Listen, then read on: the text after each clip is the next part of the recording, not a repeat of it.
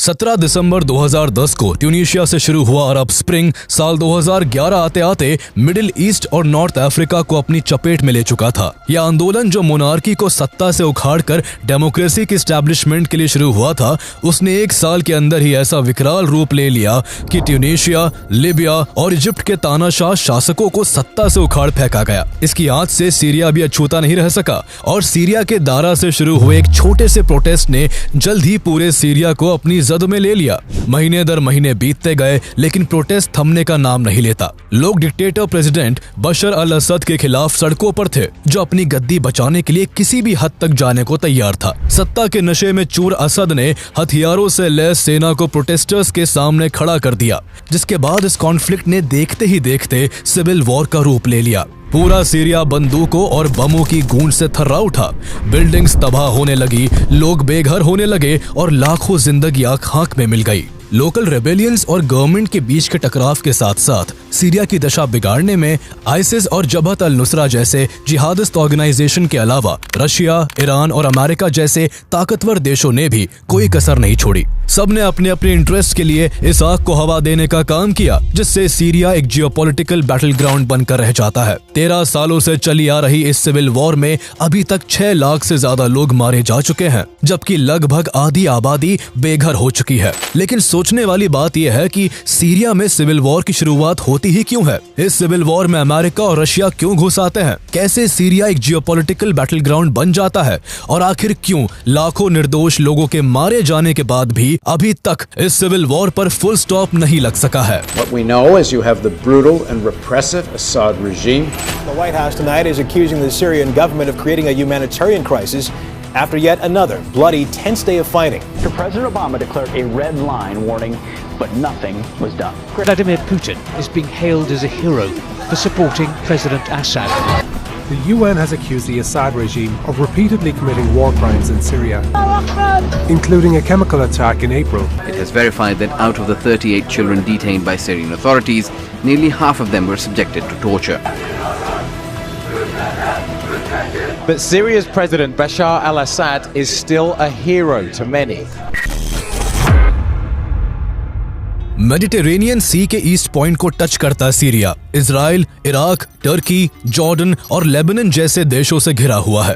2.5 करोड़ की आबादी वाले इस देश में लगभग 87% लोग इस्लाम को फॉलो करते हैं, जिसमें 74% सुन्नी और 13% के करीब शिया है। सुन्नी मेजॉरिटी होने के बावजूद कई दशकों से यहाँ की सत्ता शिया शासकों के हाथों में ही है। 1946 से पहले तक सीरिया फ्रांस की कॉलोनी हुआ करता था, जिसके बाद सीरिया को फ्रांस की गुलामी से मुक्ति मिली, लेकिन सीरियन लोगों के हिस्से में खुशी और शांति केवल 3 सालों के लिए ही टिक सकी। आजादी के मात्र 3 साल बाद 1949 में यहाँ मिलिट्री कू की कहानी शुरू हुई, जो आगे चलकर यहाँ के शासन का हिस्सा बन गई। मिलिट्री कू करके यहाँ कई बार गवर्नमेंट को बदला गया, भारी राजनीतिक उथल पुथल होती रही और ये सिलसिला कई बार रिपीट होता रहा। इससे बचने और अरब में यूनिटी लाने के लिए 1958 में इजिप्ट और सीरिया ने मिलकर यूनाइटेड अरब रिपब्लिक UAR बनाया, लेकिन इजिप्ट की डोमिनेंस की वजह से सीरिया को उसका साथ पसंद नहीं आया और केवल 3 साल बाद ही वो इस ग्रुप से बाहर निकल गया। इसके बाद 1963 में बाथ पार्टी की लीडरशिप में एक और कू को अंजाम दिया गया और यही से सीरिया में बाथ पार्टी की गवर्नमेंट बनी, जो आज तक सीरिया की सत्ता पर काबिज है। इस कू के पीछे एक मिलिट्री ऑफिसर हाफिज अल असद का बड़ा रोल था। उसने इस कू के बाद तेजी से सीरियन मिलिट्री पर अपनी पकड़ बनाई और 1963 में एयरफोर्स का कमांडर बन गया। इसके बाद उसने सीरियन मिलिट्री में अपने खास लोगों को इंपॉर्टेंट पोस्ट दिलाई और सीरिया में चल रहे पावर स्ट्रगल का एक मजबूत कंटेंडर बनकर उभरा। 1966 में सीरिया में एक और कू किया गया, जिसे मिलिट्री के 2 बड़े ऑफिसर्स सालाह जदीद और हाफिज अल असद ने अंजाम दिया था। इस कू के बाद सीरिया का पूरा कंट्रोल सालाह जदीद के हाथों में आ गया। उसने कठपुतली सरकार बनाते हुए नूरुद्दीन अल अतासी को सीरिया का प्रेसिडेंट बना दिया और हाफिज अल असद के हिस्से डिफेंस मिनिस्ट्री सौंप दी। सीरिया में इस नई सरकार के बनने के अगले ही साल 1967 में अरब कंट्रीज की कंबाइन आर्मी और इजराइल के बीच 6 डे वॉर शुरू हो गया, जिसमें इजराइल ने अकेले ही अरब देशों को हराकर अरब कंट्रीज के कई क्षेत्रों पर कब्जा कर लिया, जिसमें सीरिया का गोलान हाइट्स भी शामिल था। सिक्स डे वॉर में मिली करारी हार और इजराइल द्वारा सीरिया के गोलान हाइट्स को कब्जाने के लिए हाफिज अल असद ने जदीद को दोषी माना, जिसके बाद दोनों में डिफरेंसेस बढ़ने लगे और दोनों की दोस्ती में दरार पड़ गई। दोनों के बीच ये टकराव करीब 4 साल तक चलता रहा। इस बीच हाफिज ने मिलिट्री, गवर्नमेंट, इंटेलिजेंस और मीडिया में अपना इन्फ्लुएंस काफी स्ट्रॉन्ग कर लिया था। इसके चलते 1970 में हाफिज अल असद कू करके जदीद को हटाकर खुद सत्ता पर काबिज हो गया और मार्च 1971 में सीरिया का प्रेसिडेंट बन बैठा। प्रेसिडेंट बनते ही वो सीरिया पर लंबे समय तक स्ट्रॉन्ग होल्ड बनाए रखने के लिए यहाँ सेक्टेरियनिज्म को बढ़ावा देने लगा। देश के हर सेक्टर में उसने अलवाइद सेक्ट के लोगों को भर्ती करवाया, क्योंकि वो खुद शिया की संप्रदाय से बिलोंग करता था। उसकी इस मनमानी और भेदभाव से सुन्नी कम्युनिटी के लोग नाराज हो गए और उसके खिलाफ विद्रोह करने लगे। लेकिन हाफिज अल असद के इस रवैये से शिया मेजॉरिटी देश ईरान काफी खुश हुआ और बैकडोर से हाफिज को हर संभव मदद करने लगा। ईरान से सपोर्ट मिलने के बाद हाफिज अपनी मिलिट्री को और भी स्ट्रॉन्ग बनाने में जुट गया। इसके लिए उसने सबसे पहले सोवियत का दौरा किया, जिस दौरान दोनों देशों के बीच एक मिलिट्री डील साइन हुई। इस डील के अनुसार सोवियत यूनियन को सीरिया के नेवल बेसिस का इस्तेमाल करने की परमिशन मिल गई और बदले में सीरिया को यूएसएसआर के एडवांस वेपन्स मिले। इस डील के बाद सोवियत को मिडिल ईस्ट में यूएस को काउंटर करने का एक आसान रास्ता मिल गया था। इसके बाद हाफिज अल असद ने इजराइल से 6 डे वॉर में मिली हार का बदला लेने के लिए 6 अक्टूबर 1973 को इजिप्ट के साथ मिलकर इजराइल पर अटैक कर दिया, जिसे यौम किपुर वॉर के नाम से जाना जाता है। लेकिन वॉर के बीच में ही इजिप्ट के अनएक्सपेक्टेड सीज फायर डिक्लेयर करने से सीरिया अकेला पड़ गया और इजराइल से बुरी तरह हार गया। इस हार से सीरिया अभी उभरा भी नहीं था कि वहां इंटरनल कॉन्फ्लिक्ट बढ़ने लगा। हाफिज अल असद की रिलीजियस बेसिस पर भेदभाव करने की नीतियों के खिलाफ सुन्नी इस्लामिस्ट ऑर्गेनाइजेशन मुस्लिम ब्रदरहुड खुलकर विरोध करने लगा। यह ऑर्गेनाइजेशन हर सेक्टर में सुन्नी लोगों के लिए बराबर रिप्रेजेंटेशन चाहता था। इसकी इन मांगों को सीरिया की जनता का सपोर्ट भी मिलने लगा। जल्द ही मुस्लिम ब्रदरहुड अलेप्पो और हामा में काफी पॉपुलर हो गया और इस बीच उसने गवर्नमेंट विरोधी कई कारनामों को अंजाम भी दिया। इस दौरान मिड 1980 में एक ऐसी घटना घटी जिसने पूरे सीरिया को हिला कर रख दिया। 26 जून 1980 को जब माली के प्रेसिडेंट सीरिया आए हुए थे, जिन्हें रिसीव करने खुद प्रेसिडेंट हाफिज एयरपोर्ट गया हुआ था, तभी उन पर एक बड़ा हमला हुआ, लेकिन वो इस हमले से बाल बाल बच गए।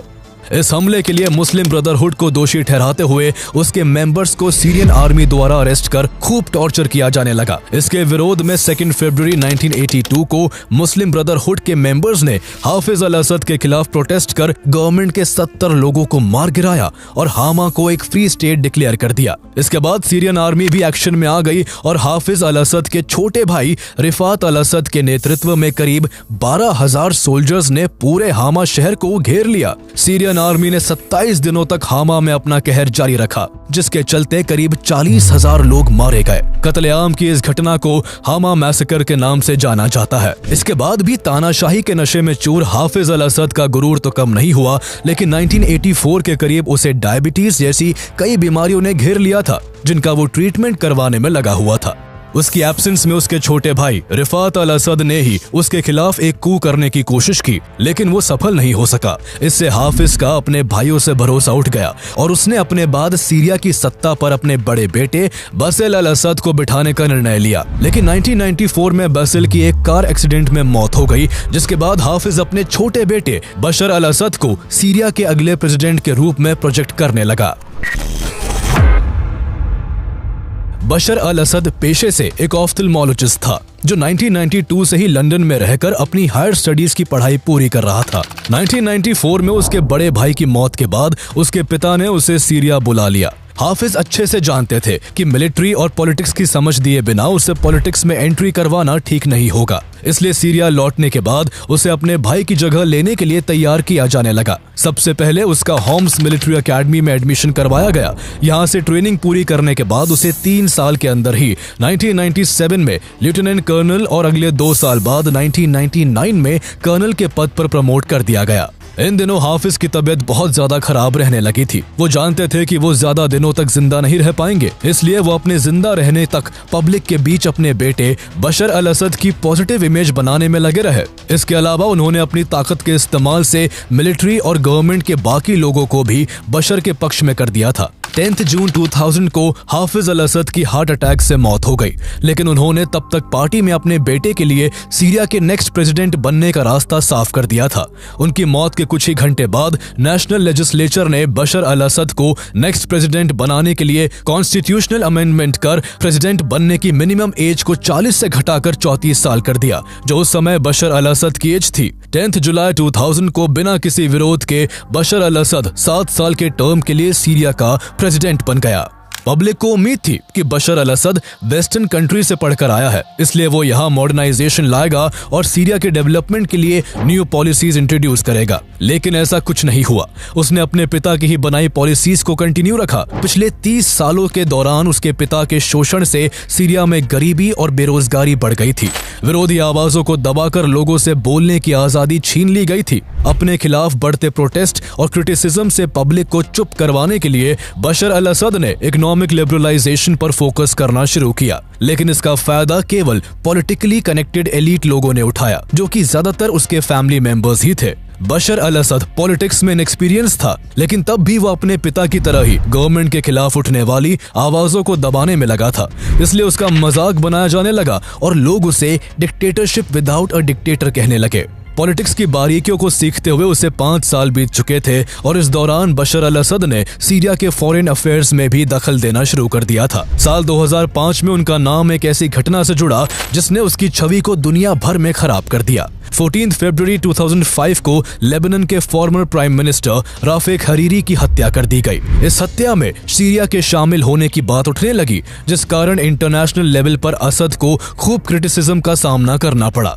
लेबनान से सीरियन आर्मी को हटाने की मांग तेज होने लगी, जो वहां अप्रैल 1976 में शुरू हुए सिविल वॉर के बाद से ही प्रेजेंट थी। लोगों के बढ़ते दबाव के बाद यूनाइटेड नेशन को इस मामले में इंटरवीन करना पड़ा और सीरिया को 29 साल बाद 26 अप्रैल 2005 को अपनी आर्मी लेबनान से हटानी पड़ी। इस घटना के बाद भारी क्रिटिसिज्म का सामना कर रहे बशर अल असद के सामने 2006 में एक और बड़ी समस्या आ खड़ी हुई। इस साल सीरिया में बहुत कम बारिश हुई, जिस कारण यहाँ भयंकर सूखा पड़ा, जो अगले 3 सालों तक जारी रहा। 1.5 मिलियन लोग गांव छोड़कर रोजगार की खोज में शहरों की ओर माइग्रेट करने लगे। इन माइग्रेंट्स की मदद के लिए गवर्नमेंट द्वारा कोई भी जरूरी कदम नहीं उठाया गया। लोग पहले से ही असद की डिक्टेटरशिप से परेशान थे। वहीं बढ़ती बेरोजगारी के चलते लोगों ने गवर्नमेंट के खिलाफ प्रोटेस्ट करना शुरू कर दिया, लेकिन ताकत का इस्तेमाल कर असद ने सभी आवाजों को दबा दिया और 2007 में एक बार फिर से अगले 7 साल के लिए प्रेसिडेंट बन बैठा। हैरानी की बात यह थी कि इस इलेक्शन में भी उसके खिलाफ किसी ऑपोजिशन पार्टी को फाइट करने का मौका नहीं दिया गया। असद अपने पिता के नक्शे कदम पर चलते हुए पूरा डिक्टेटर बन चुका था, जहां उसे अपनी कुर्सी और ताकत के अलावा कुछ भी दिखाई नहीं दे रहा था। देखते देखते साल 2010 आ गया, पर तब भी सीरिया को सूखे से कोई निजात नहीं मिल सकी। पूरे देश में भुखमरी, गरीबी और बेरोजगारी पांव पसारे बैठी हुई थी। ऐसे बुरे हालातों में भी देश का राष्ट्रपति जनता के हित में काम करने के बजाय उन पर अपनी तानाशाही का रौब जमाने में लगा हुआ था। जनता परेशान थी और असद को सत्ता से हटाने की राह देख रही थी। इन सब के बीच 2010 के अंत में मिडिल ईस्ट और नॉर्थ अफ्रीका के देशों में अरब स्प्रिंग ने जोर पकड़ना शुरू कर दिया था। इन देशों में लंबे समय से शासन कर रहे तानाशाहों को सत्ता से उखाड़ फेंकने की मुहिम चालू हो गई। ट्यूनीशिया से शुरू हुआ ये अरब स्प्रिंग जल्द ही यमन, लीबिया, इजिप्ट और बहरीन में भी फैलने लगा, जिसके चलते ट्यूनीशिया में ज़ाइन अल अबिदाइन बेन अली, इजिप्ट में होस्नी मुबारक और लीबिया में मुअम्मर गद्दाफी के शासन को खत्म कर दिया गया। इन देशों में हो रहे प्रोटेस्ट की खबरें टेलीविजन, रेडियो, न्यूज़पेपर और सोशल मीडिया के जरिए सीरिया में भी पहुंच रही थी, जिसका इम्पैक्ट जल्द ही सीरिया में भी पड़ा और यहाँ भी कभी न खत्म होने वाला सिविल वॉर शुरू हो गया।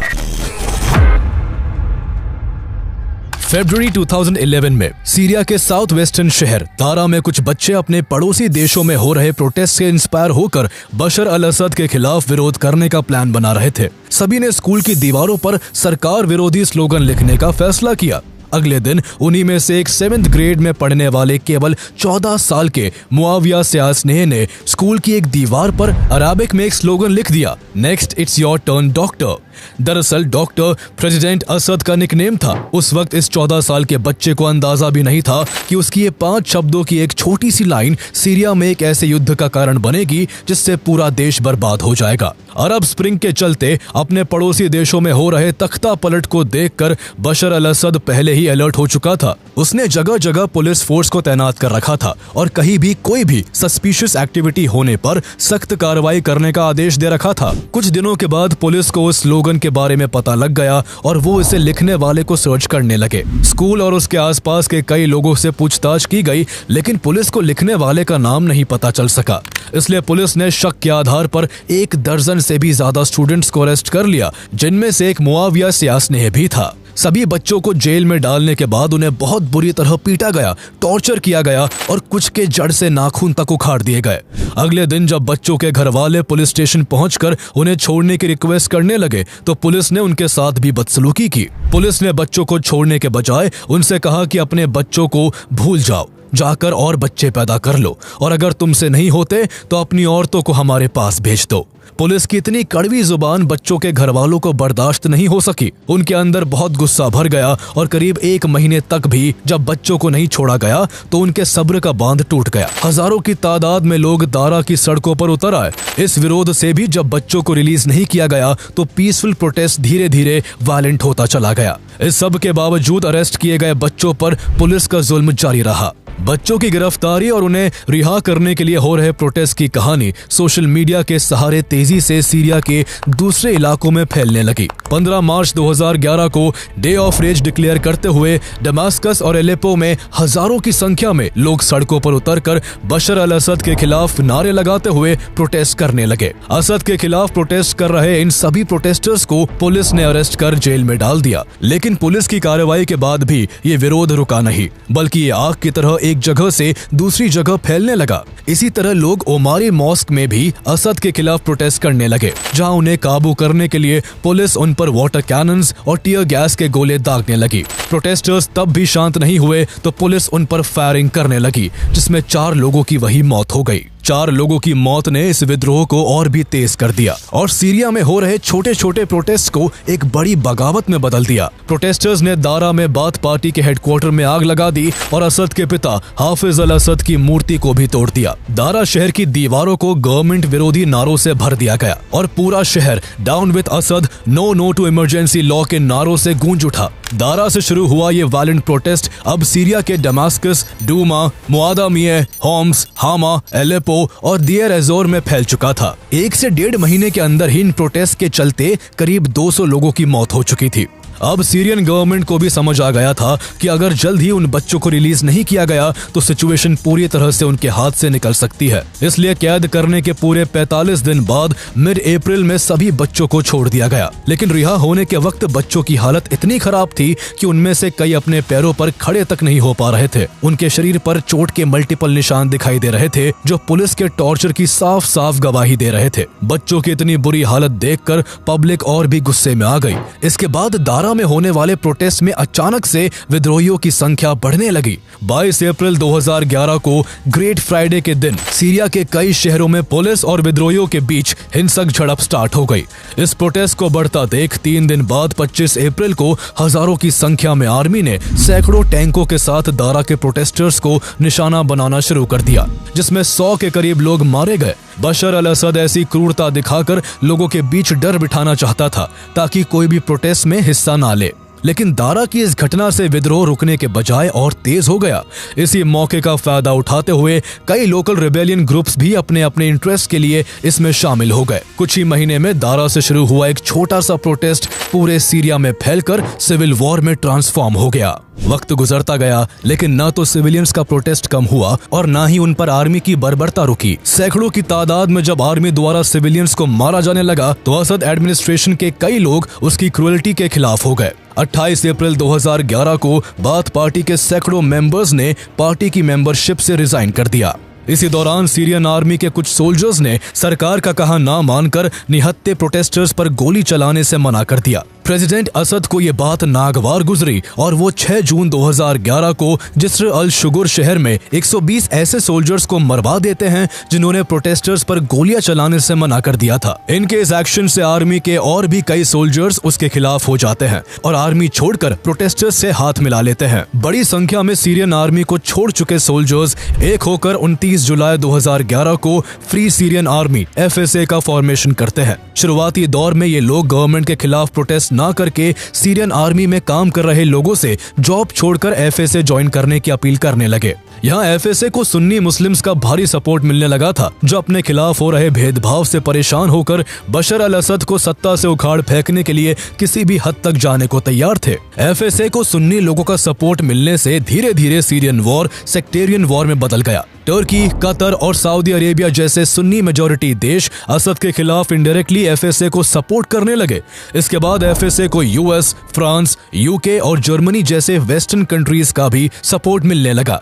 सभी देश अलग अलग टाइम पर FSA को वेपन प्रोवाइड करवा रहे थे, जिससे इनका हौसला बढ़ रहा था। देश की बड़ी आबादी के सपोर्ट और बाहरी देशों की मदद से काफी मजबूत हो चुके FSA ने सीरिया गवर्नमेंट के खिलाफ जंग का ऐलान कर दिया और जल्दी ही कई शहरों पर अपना कब्जा जमा लिया। सुन्नी लोगों को सीरिया गवर्नमेंट पर भारी पड़ता देख शिया मेजॉरिटी देश ईरान भी चुप नहीं बैठ पाया और बैकडोर से बशर अल असद को फाइनेंशियल असिस्टेंस और मिलिट्री सपोर्ट देने लगा। 2011 के अंत तक सीरिया में कई देशों के इन्वॉल्व होने के कारण यहाँ गोलीबारी और बमबारी की घटना आम हो गई, जिसमें हजारों लोगों की जान जा चुकी थी। सीरिया को सिविल वॉर में फंसता देख कई टेररिस्ट ग्रुप्स को भी यहाँ अपना नेटवर्क स्ट्रॉन्ग करने का अच्छा मौका नजर आने लगा था। टेररिस्ट ग्रुप्स भी यहाँ शिया और सुन्नी के बेस पर लड़ाई में शामिल हो रहे थे। सबसे पहले लेबनान बेस्ड ईरान का प्रॉक्सी हिजबुल्लाह असद गवर्नमेंट के सपोर्ट में आ खड़ा हुआ और अपने लड़ाकों को सीरिया भेजने लगा। ऐसे में अल-कायदा भी पीछे नहीं रह सका और उसने जनवरी 2012 में यहाँ सुन्नी रेबल्स को असिस्ट करने के लिए जबहत अल-नुसरा नाम से ग्रुप बनाकर असद और उसके सहयोगियों को निशाना बनाना शुरू कर दिया। इस पूरे कॉन्फ्लिक्ट में जहाँ फ्री सीरियन आर्मी का मकसद केवल असद को सीरिया की सत्ता से उतारकर सेक्युलर गवर्नमेंट स्टैब्लिश करने का था, तो वही हिजबुल्लाह बशर अल असद को सपोर्ट करता है, जबकि टेररिस्ट ग्रुप जिहाद को बढ़ावा देकर अपना इन्फ्लुएंस बढ़ाना चाहते थे। इसके बाद 2012 में सीरियन सिविल वॉर में Islamic state of Iraq ISI की एंट्री होती है, जो कभी अल-कायदा का हिस्सा रहा था। 2007 से ही इराक के सिविल वॉर में शामिल ISI इराक में अपने पैर जमाने के लिए सरकार के खिलाफ भयंकर खून खराबा कर रहा था। अभी तक ISI का मकसद इराक में ही रहकर वहां की सरकार को उखाड़ फेंकने का था, लेकिन 2012 में जबहत अल-नुसरा के फॉर्मेशन के बाद वो भी अपना नेटवर्क सीरिया तक एक्सपेंड करने लगा। 2013 में ISI ने सीरिया में अपनी पकड़ मजबूत करने के लिए जबहत अल-नुसरा से हाथ मिला लिया और अपना नाम बदलकर Islamic state of Iraq and Syria ISIS रख लिया। इन टेररिस्ट ग्रुप्स के इतर वेस्टर्न कंट्रीज सीरिया में FSA को सपोर्ट करने के लिए फ्रेंड्स ऑफ सीरिया ग्रुप बनाती है, जिसका मोटिव डिप्लोमेटिक तरीके से बशर अल असद को सत्ता से हटाने का होता है।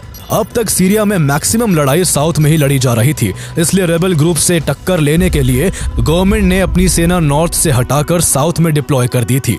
इसी मौके का फायदा उठाकर कुर्द लोग नॉर्थ के कई स्टेट्स को सीरिया से इंडिपेंडेंट डिक्लेयर कर देते हैं। सीरिया के नॉर्थ ईस्ट इलाकों में कुर्द लोगों की अच्छी खासी पॉपुलेशन है और ये अपनी फ्रीडम के लिए सालों से सीरियन गवर्नमेंट के साथ लड़ रहे थे। नॉर्थ सीरिया में कुर्द लोगों द्वारा गवर्नमेंट के खिलाफ वॉर डिक्लेयर करने के बाद सीरियन सिविल वॉर में ये चौथा गुट उभर चुका था। सीरिया में लड़ाई अब और भी ज्यादा भयानक रूप ले चुकी थी, जहाँ साउथ में पहले मोर्चे पर फ्री सीरियन आर्मी और नॉर्थ में दूसरे मोर्चे पर कुर्द असद गवर्नमेंट के खिलाफ लड़ रहे थे, तो वही तीसरे मोर्चे पर ISIS अपना नेटवर्क बढ़ाने के लिए गवर्नमेंट के साथ साथ रेबेल ग्रुप्स को भी निशाना बनाने लगा था।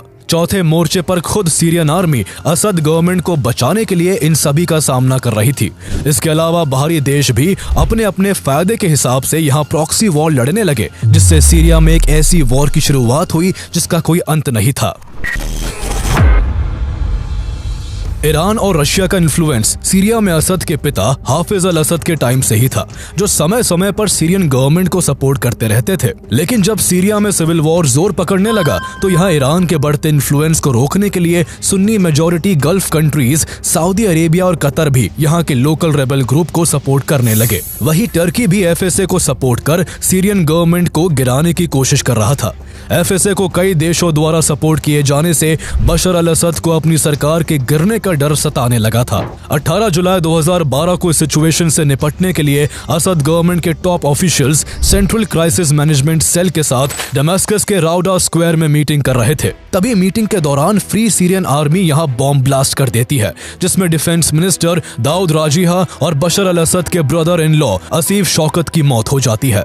एफएसए की इस कार्रवाई से बशर अल असद अंदर तक हिल गया। इस घटना के बाद भी दमास्कस में असद के खिलाफ एफएसए की कार्रवाई जारी थी। साथ ही भारी संख्या में सिविलियंस भी प्रोटेस्ट करके असद के लिए मुसीबतें खड़ी कर रहे थे। वो समझ चुका था कि दमास्कस में विरोधियों की पकड़ मजबूत होती जा रही है, इसलिए उसने यहाँ से विरोधियों का सफाया करने के लिए 21 अगस्त 2013 को दमास्कस के घूटा में 2 केमिकल अटैक्स करवाए, जिसमें सैकड़ों सिविलियंस की मौत हो गई। असद की इस क्रूएलिटी का उस समय कई देशों ने विरोध किया और ऐसा लगने लगा कि इंटरनेशनल प्रेशर के चलते बशर अल असद की सरकार गिर जाएगी। केमिकल अटैक वाली घटना के बाद यूएस प्रेसिडेंट बराक ओबामा इतने नाराज हुए कि वो सीरिया में असद की गवर्नमेंट को गिराना चाहते थे। वही असद के केमिकल अटैक के मामले को कुछ ह्यूमन राइट इंस्टीट्यूशंस यूएन से इंटरनेशनल क्रिमिनल कोर्ट में ले जाने की मांग करते हैं, लेकिन रशिया और चाइना वीटो लगाकर इस पूरे मामले को यूएन में ही खत्म करके असद को बचा लेते हैं। भले ही बशर अल असद अपनी सरकार बचाने में सफल रहता है,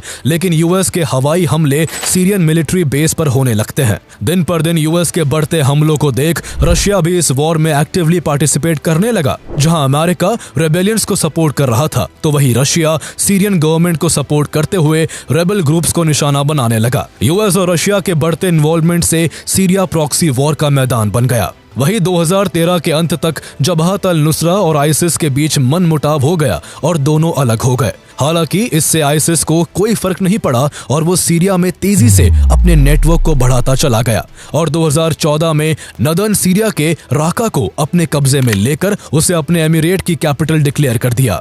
नॉर्थ सीरिया में आइसिस के घुसाने से कुर्द को डर सताने लगा था, इसलिए उन्होंने नॉर्थ में आइसिस के खिलाफ जंग छेड़ दी। कुर्द और आइसिस के बीच छिड़ी इस लड़ाई से सीरियन वॉर का डायरेक्शन पूरी तरह चेंज हो गया। अब यहाँ एक मोर्चे पर गवर्नमेंट के खिलाफ लड़ाई लड़ी जा रही थी, तो दूसरे मोर्चे पर रेबल और मिलिटेंट ग्रुप्स अपने अपने इंटरेस्ट के लिए आपस में ही भिड़ रहे थे। इसी बीच यूएस ने आइसिस को खत्म करने के लिए कुर्द फाइटर्स को सपोर्ट देना शुरू कर दिया। ऐसा करके यूएस सीरियन वॉर में 2 तरह से इन्वॉल्व हो गया। एक तरफ वो सीरियन गवर्नमेंट और रशिया के साथ उलझा हुआ था और दूसरी तरफ वो कुर्द के सपोर्ट में आकर आइसिस के ठिकाने पर एयर स्ट्राइक्स कर रहा था। इसी बीच 2015 में टर्की ने नदर्न सीरिया में कुर्द के ठिकानों पर एयर स्ट्राइक करना शुरू कर दिया। दरअसल टर्की में कुर्द लोगों की संख्या काफी ज्यादा थी और जब कुर्द कम्युनिटी सीरिया में मजबूत हो गई, तो आसपास के देशों में कुर्दिस्तान के रूप में एक अलग देश की मांग तेज होने लगी थी, जिनमें से एक टर्की भी है। इसी से परेशान होकर टर्की अपने देश समेत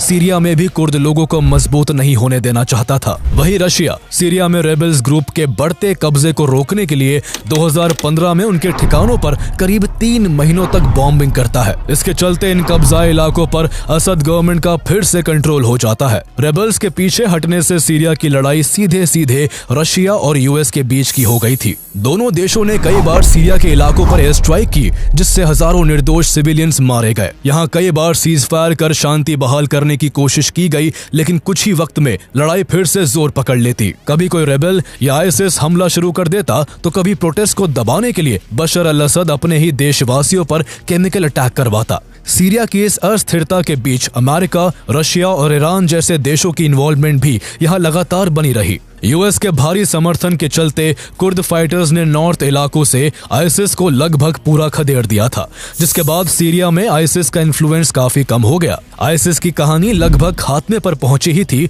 कि तभी सीरिया में ईरान और उसके प्रॉक्सी हिजबुल्लाह के बढ़ते इन्फ्लुएंस को काउंटर करने के लिए इजराइल भी यहाँ इन्वॉल्व हो गया। बढ़ती उथल पुथल और नरसंहार को रोकने के लिए बाहरी देशों द्वारा यहाँ बफर जोन बनाए गए, लेकिन शांति का कोई भी तरीका सीरियन सिविल वॉर पर पूर्ण विराम नहीं लगा लगा सका। 29 जनवरी 2021 को जब यूनाइटेड नेशन ने सीरियन गवर्नमेंट को कॉन्स्टिट्यूशनल टॉक्स में शामिल होने का प्रस्ताव दिया तो बशर अल असद ने इसे रिजेक्ट कर दिया, जिसके बाद ना तो जंग रुकती है और न ही कोई शांति प्रस्ताव किसी नतीजे पर पहुंचता है। आज सीरिया में सिविल वॉर को शुरू हुए 13 से भी ज्यादा साल गुजर चुके हैं, लेकिन अब भी यहाँ मौत का ये दर्दनाक खेल बदस्तूर जारी है। लोकल रेबल्स और आईसिस की एक्टिविटीज कुछ हद तक कम तो हुई है, लेकिन मौत के इस खेल में गल्फ कंट्रीज, यूएस और रशिया के बीच ताकत की लड़ाई ने सीरिया को एक जियोपॉलिटिकल बैटल ग्राउंड बनाकर रख दिया है। आज से करीब 13 साल पहले सीरिया के छोटे से शहर दारा में जब 14 साल के एक बच्चे द्वारा स्कूल की दीवार पर लिखे गए एक स्लोगन के कारण 15 बच्चों को अरेस्ट किया गया था, तब सीरियन प्रेसिडेंट बशर अल असद ने सपने में भी नहीं सोचा होगा कि उसे ये गिरफ्तारी एक ऐसे वॉर में धकेल देगी जिसका कोई अंत नहीं होगा। आज सीरिया में रहने वाले लोगों को कोई अंदाजा नहीं है कि कब, कौन और किधर से उनके ऊपर बॉम्ब गिराकर चला जाएगा। पावरफुल कंट्रीज की प्रॉक्सी वॉर और बशर अल असद के सत्ता के लोभ ने सीरिया को तहस नहस करके रख दिया है। अनगिनत हमलों के चलते पूरा देश एक खंडर बन चुका है। 13 सालों में सीरिया में 6 लाख से ज्यादा लोगों की जान जा चुकी है और लाखों लोग लापता हो चुके हैं। करीब 1.5 करोड़ लोगों ने अपना घर छोड़कर पड़ोसी देश टर्की, लेबनान, जॉर्डन, इराक और इजिप्ट में शरण ले ली है। आज सीरिया की स्थिति इतनी खराब है कि वहां की 90% population below the poverty line के अंदर अपनी जिंदगी गुजार रही है। करीब 70% लोगों को इंस्टेंट ह्यूमैनिटेरियन असिस्टेंस की जरूरत है। हैरानी की बात यह है कि इतने बड़े आंकड़े सीरिया की केवल 2.5 करोड़ की आबादी के हैं, जो यहाँ पिछले 1 दशक से चल रही सिविल वॉर की एक-एक कहानी को बयां करने के लिए काफी है।